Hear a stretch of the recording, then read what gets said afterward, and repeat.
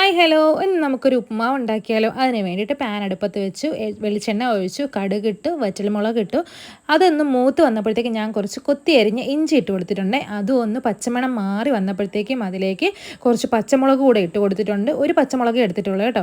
അങ്ങനെ അതും ഒന്ന് വഴറ്റി വന്നപ്പോഴത്തേക്ക് അതിലേക്ക് കുഞ്ഞുകുനാന്നരിഞ്ഞ ഒരു സവാള ഇട്ട് കൊടുത്തു. പിന്നെ കുറച്ച് ബീൻസ് അരിഞ്ഞത് ഇട്ട് കൊടുത്തു. ഒരു 2 ക്യാരറ്റ് ചോപ്പ് ചെയ്തുകൂടെ ഇട്ട് കൊടുത്തിട്ടുണ്ട്.